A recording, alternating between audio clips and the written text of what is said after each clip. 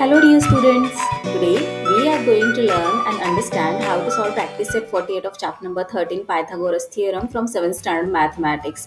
Textbook मध्ये page number 90 वर practice set 48 दिलेला आहे. यामध्ये टोटल 4 क्वेश्चन्स आहेत आणि यातील हा जो फर्स्ट क्वेश्चन आहे तो आपण या आधीच्या व्हिडिओमध्ये अतिशय सोप्या पद्धतीने सॉल्व्ह केलेला आहे. आजच्या व्हिडिओमध्ये आपण क्वेश्चन नंबर 2, 3, 4 कसे सॉल्व्ह करायचे ते पाहणार आहोत. चला तर मग रीड करूयात. क्वेश्चन नंबर 2 मध्ये आपल्याला काय फाइंड आउट करायला सांगितलेले आहे. In the right angle triangle PQR, angle P is 90 degree.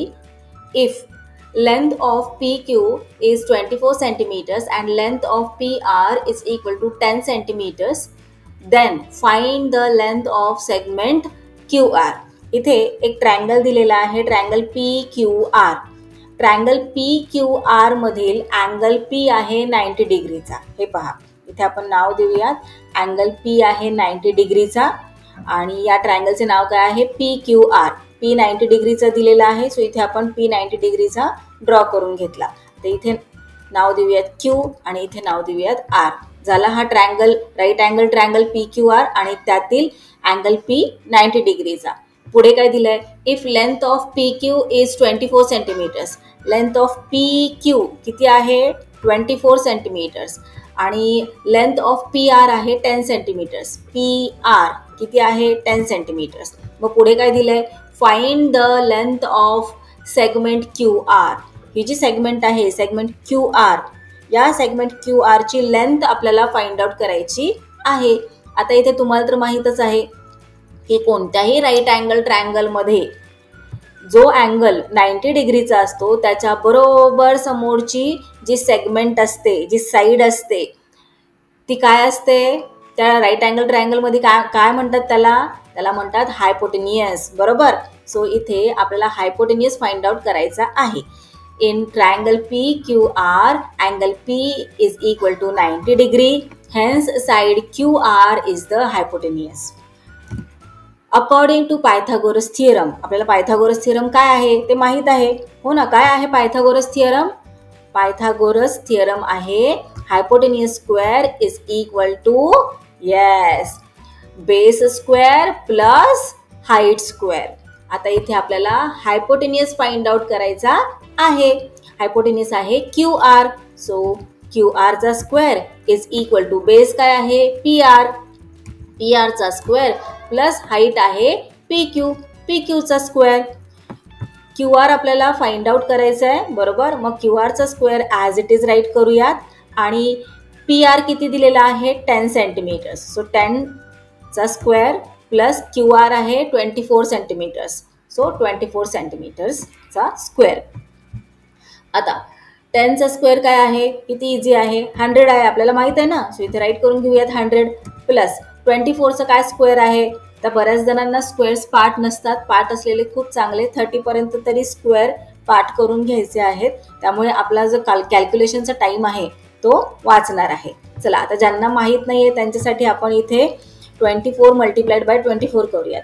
Multiplication केल्यानंतर आपल्याला प्रोडक्ट मिळते 576 आणि इथे मी एक वेगळी मेथड सुद्धा इंट्रोड्यूस केली होती. तुम्हाला जर ती सोपी वाटत असेल तर तुम्ही त्या मेथडने सुद्धा तुमचे आन्सर फाइंड आउट करू शकता. हे पहा, अशा प्रकारे 24चा स्क्वेअर आपल्याला फाइंड आउट करायचा आहे. मग आपण काय करतो, 24चा स्क्वेअर असं इथे राईट करतो आणि याचे 3 पार्ट्स करतो. 3 पार्ट्स केल्यानंतर हा जो राईट हँड साईडने फर्स्ट पार्ट आहे तिथे काय करतो आपण, या 4चा स्क्वेअर राईट करतो. 4चा काय स्क्वेअर आहे, 16. सो 16चा 6 इथे राईट करतो आणि 1 पुढे नेतो कॅरी ओव्हरसाठी. आता इथल्या मिडल पार्टमध्ये काय करतो आपण, इथे जेवढे डिजिट्स दिसत आहेत त्यांचे सगळ्यांचं मल्टिप्लिकेशन करतो.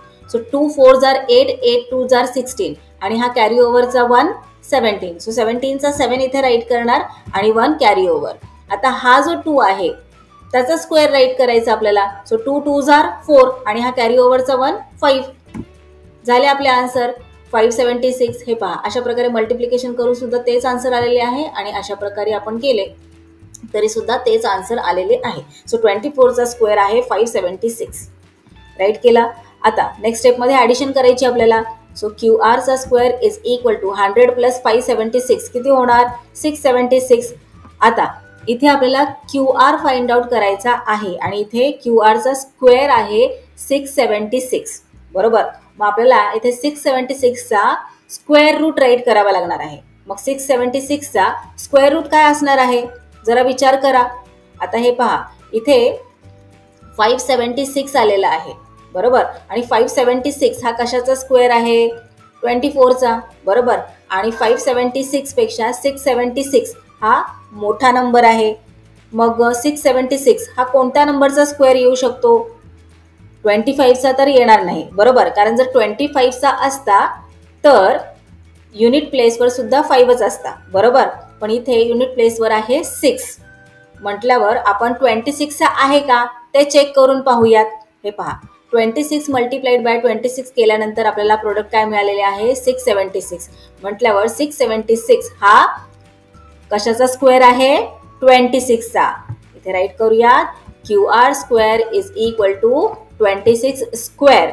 आता इथे हा स्क्वेअर आणि हा स्क्वेअर कट करू शकतो आपण, कारण सेम आहे ना, इथे पण 2 इथे पण 2, स्क्वेअर स्क्वेअर कट करूयात. So QR is equal to, length of QR is equal to 26. आता युनिट काय राईट करणार, इथे पहा सगळीकडे काय युनिट यूज केलेली आहे, PQ ची काय लेंथ दिलेली आहे, 24 सेंटीमीटर्स, PR ची आहे 10 सेंटीमीटर्स, म्हणजे युनिट काय आहे, सेंटीमीटर्स आहे.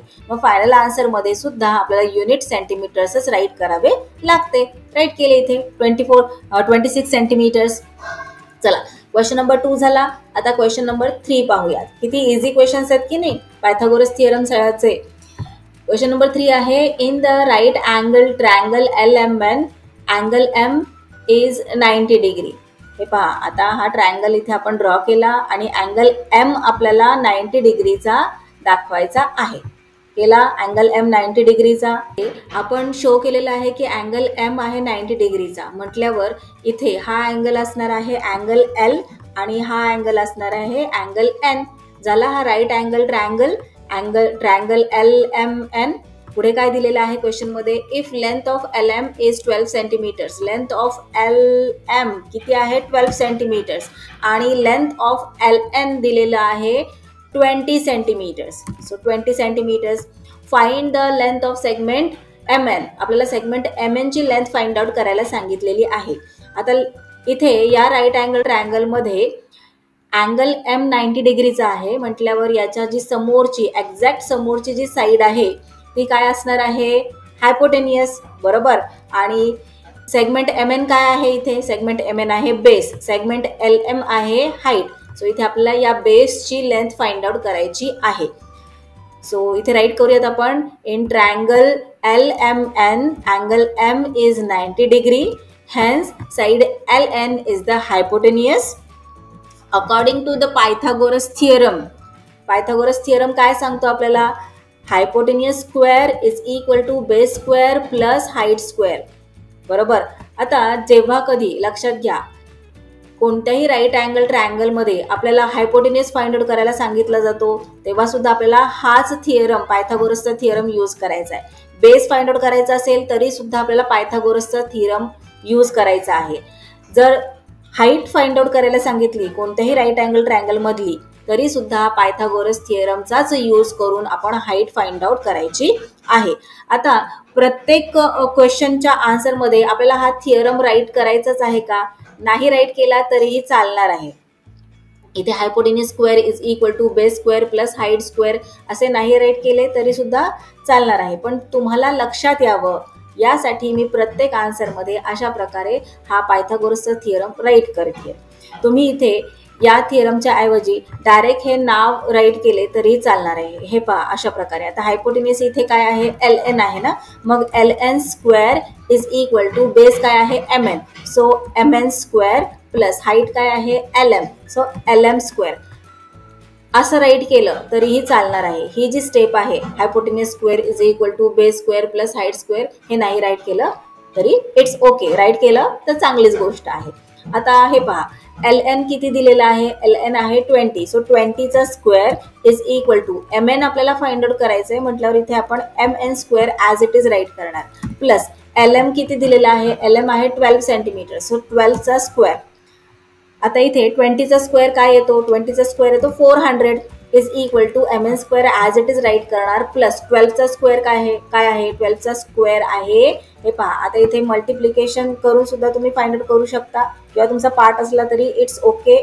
चांगली गोष्ट आहे की तुमचे स्क्वेअर्स पार्ट आहेत. किंवा अशा प्रकारे आपण आता इथे सोप्यातली सोपी मेथड यूज करूयात. 3 पार्ट्स केले, 2चा स्क्वेअर 4, त्यानंतर या तिघांचेही मल्टिप्लिकेशन 1 2 जार 2 2 2 जार 4 आणि मग 1चा स्क्वेअर किती 1, सो 144 राईट करा 144.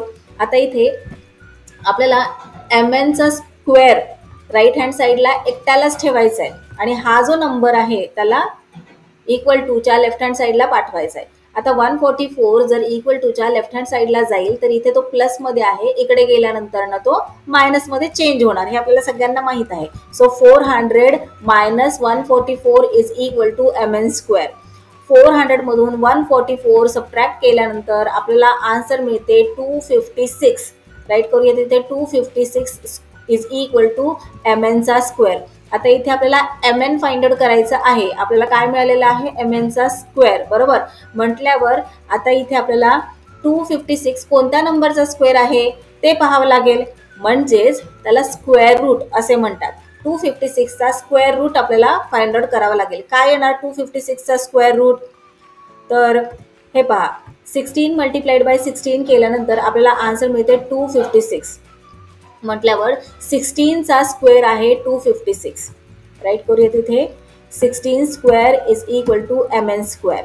आता इथे स्क्वेअर कट होणार आणि mn length of mn is equal to 16 येणार. आता युनिट कोणते लागणार, बाकीच्या लेंथला कोणते युनिट आहे सेंटीमीटर्सचे की नाही, मग इथे सुद्धा सेंटीमीटर युनिट लागणार. So length of mn is equal to 16 centimetre झाले आपल्या या क्वेश्चनचे आन्सर. आता प्रॅक्टिस सेट 48 मधील लास्ट क्वेश्चन पाहूयात. Question number 4. The top of a ladder of length 15 metre reaches a window 9 meters above the ground. What is the distance between the base of the wall and that of the ladder? आता question इथे व्यवस्थित समजून घ्या. हे पहा अशा प्रकारे आपण पिक्चर ड्रॉ करून समजून घेऊयात क्वेश्चन काय विचारलेलं आहे. क्वेश्चनमध्ये की एक विंडो आहे आणि ती ग्राउंड पासून किती उंच आहे 9 मीटर उंच आहे. हे पहा इथे हे ग्राउंड आहे आणि ग्राउंड पासून वरती 9 मीटरवर विंडो आहे. सो इथे आपण राईट करूयात की किती आहे 9 मीटर आहे ग्राउंड पासून विंडोचे अंतर. आणि ही जी लॅडर दिलेली आहे, लॅडर म्हणजे शिडी, लॅडर जी दिलेली आहे त्याची लेंथ किती आहे, त्याची लेंथ दिलेली आहे 15 मीटर्स. आणि ही जी लॅडर आहे ती या खिडकीच्या इथे खाली बरोबर पोहोचत आहे. सो लॅडरची लेंथ आपण इथे राईट करून घेऊयात 15 मीटर्स. मग पुढे काय क्वेश्चन विचारलेला आहे, what is the distance between the base of the wall and that of the ladder. आता इथे वॉलचा बेस कोणता आहे, ही वॉल आहे आणि या वॉलचा बेस आहे इथे खाली, बरोबर इथे राईट करून घेऊयात बेस ऑफ द वॉल. आणि लॅडरचा बेस कोणता आहे, इथे ही लॅडर आहे, लॅडरचा हा टॉप आहे जो विंडोपर्यंत पोहोचतोय आणि लॅडरचा बेस आहे इथे ग्राउंडवर टेकलेला. सो इथे राईट करूयात हा लॅडरचा बेस आहे. आता इथे व्यवस्थित पहा बरं तुम्हाला काय दिसतंय, ही वॉल, हा ग्राउंड आणि ग्राउंडवर इथे अशा प्रकारे लॅडर ठेवलेली आहे. आणि आपल्याला काय विचारलंय की वॉलचा बेस आणि लॅडरचा बेस या दोघांमधलं जे हे अंतर आहे, हे पहा हे अंतर किती आहे ते फाइंड आउट करायला सांगितलेले आहे. आता इथे तुम्ही जर व्यवस्थित ऑब्झर्व केलं तर तुम्हाला असं लक्षात येईल की इथे हा राईट अँगल ट्रायंगल तयार होत आहे. दिसला का राईट अँगल ट्रायंगल, आणि इथे 90 डिग्रीचा अँगल तयार होतोय, 90 डिग्रीचा अँगल इथे फॉर्म होतोय वॉल आणि ग्राउंडच्या मध्ये. आलं लक्षात.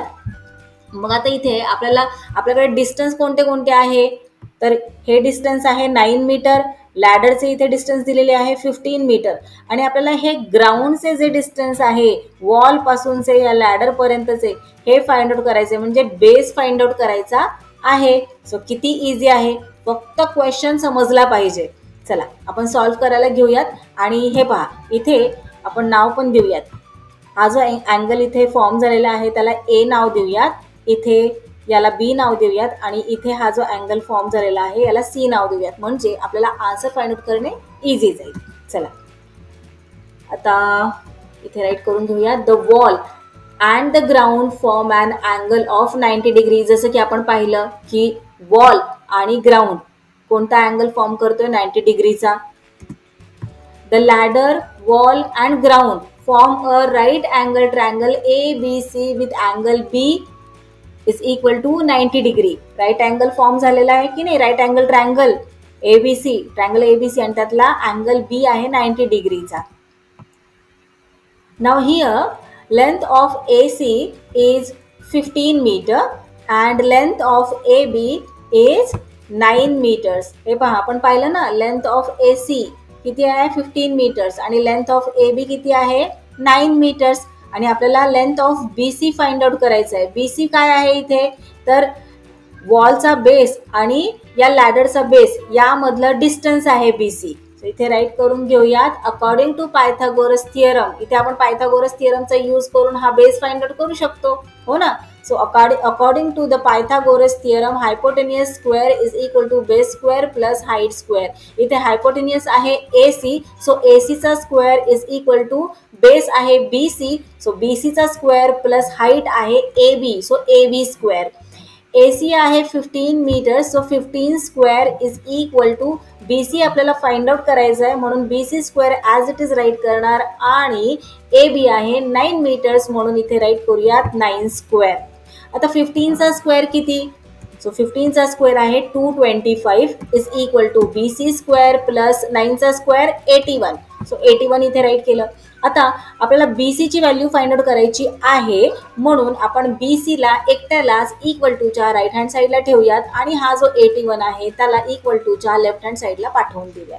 जेव्हा 81 इक्वल टूच्या लेफ्ट हँड साईडला जाईल तेव्हा तो प्लसचा होणार मायनस. चला इथे राईट करून घेऊयात. 225 minus 81 is equal to BC square.